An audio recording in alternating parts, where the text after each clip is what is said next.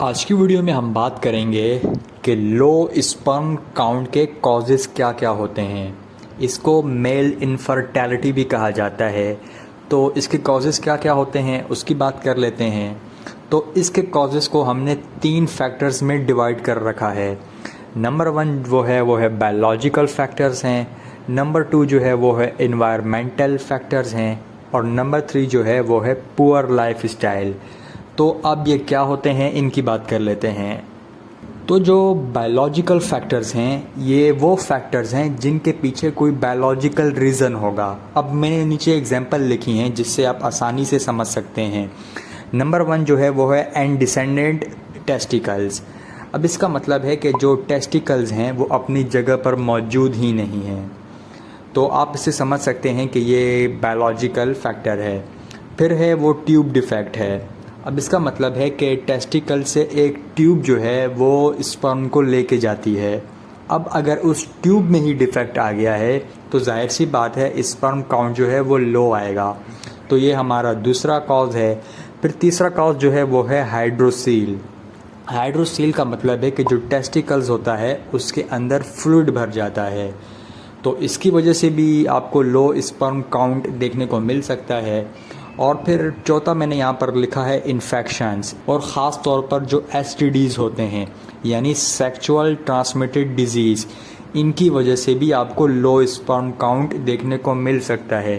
تو یہ یہاں پر میں نے چند ایگزامپل لکھی ہیں بایولوجیکل فیکٹرز کی، تو آپ سمجھ گئے ہوں گے کہ بایولوجیکل فیکٹرز کیا ہوتے ہیں۔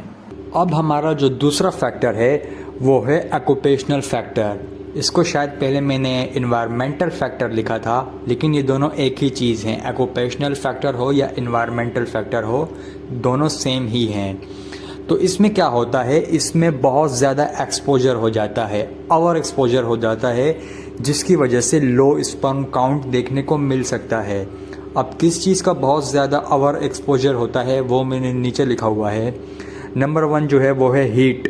اگر بہت زیادہ ہیٹ ہے، اگر کوئی انسان ایسی کمپنی میں یا ایسی فیکٹری میں کام کرتا ہے جہاں پر بہت زیادہ ٹمپریچر رہتا ہے، تو اس کو لو اسپرم کاؤنٹ دیکھنے کو مل سکتا ہے۔ یہ جو ٹرک ڈرائیورز ہوتے ہیں جو ایک شہر سے دوسرے شہر جاتے ہیں، وہ اکثر ٹریول کرتے رہتے ہیں 2 دن 4 دن یا 1 ہفتہ۔ تو جب موسم گرم ہوتا ہے تو اس کی ہیٹ ہوتی ہے، پھر ان کی جو گاڑی ہوتی ہے یا جو ٹرک ہوتا ہے تو اس کا جو انجن ہوتا ہے وہ ان کے بالکل کیبن کے نیچے ہوتا ہے، تو ان کی جو کیبن کا جو ٹمپریچر ہے وہ بہت زیادہ ہائی ہو جاتا ہے، تو اس وجہ سے ان کو یہ پرابلم دیکھنے کو ملتی ہے۔ تو اگر آپ ہیٹ کے آگے بہت زیادہ ایکسپوز ہو گئے ہیں تو اس کی وجہ سے لو اسپرم کاؤنٹ دیکھنے کو مل سکتا ہے۔ اس کے علاوہ پھر ایسے کچھ کیمیکلز ہوتے ہیں فیکٹریز میں یا کمپنیز میں جن کے سامنے بھی اگر آپ ایکسپوز ہو جاتے ہیں تو اس کی وجہ سے بھی لو اسپرم کاؤنٹ دیکھنے کو مل سکتا ہے۔ ہر کیمیکل سے یہ نہیں ہوتا، کچھ ایسے کیمیکلز ہوتے ہیں جو کہ اسپرم کو لو کرتے ہیں۔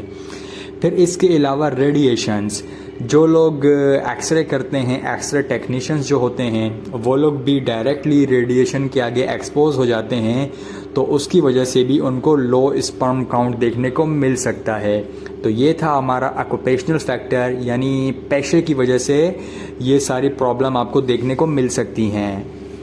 پھر جو ہمارا تیسرا فیکٹر تھا وہ تھا پور لائف اسٹائل، یعنی ہماری غلط عادتیں۔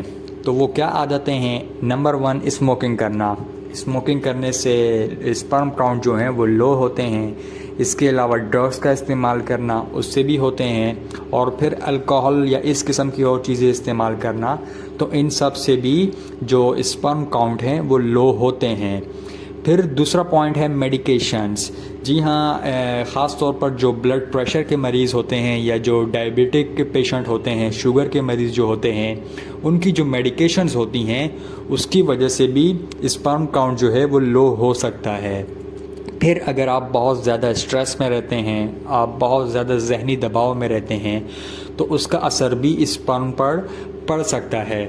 پھر اس کے علاوہ اگر آپ پراپر ریسٹ نہیں کر رہے، آپ آرام ٹھیک سے نہیں کر رہے، یا آپ اپنی نیند پوری نہیں کرتے 7 گھنٹے یا 8 گھنٹے، تو اس وجہ سے بھی آپ کو یہ پرابلم دیکھنے کو مل سکتی ہے۔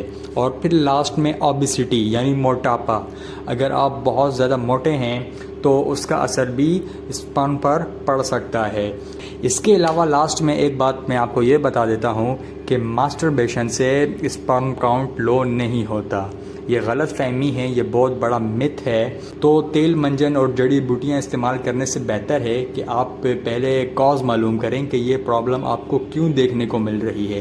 جب کاز معلوم ہو جائے گا تو پھر آپ اسے آسانی سے ٹریٹ کر سکتے ہیں۔ تو یہ تھی ہماری آج کی ویڈیو۔ یہ ویڈیو آپ کو کیسی لگی کمنٹس میں ضرور بتائیے گا، اور اگر آپ کسی اور میڈیکل ٹاپک پر ویڈیو چاہتے ہیں یا آپ چاہتے ہیں کہ ہم اسپرم کاؤنٹ کو نیچرلی یعنی گھر پر ہی کیسا انکریز کریں، تو اگر آپ یہ ویڈیو بھی چاہتے ہیں تو آپ نیچے کمنٹس میں لکھ سکتے ہیں۔ ویڈیو دیکھنے کا بہت شکریہ۔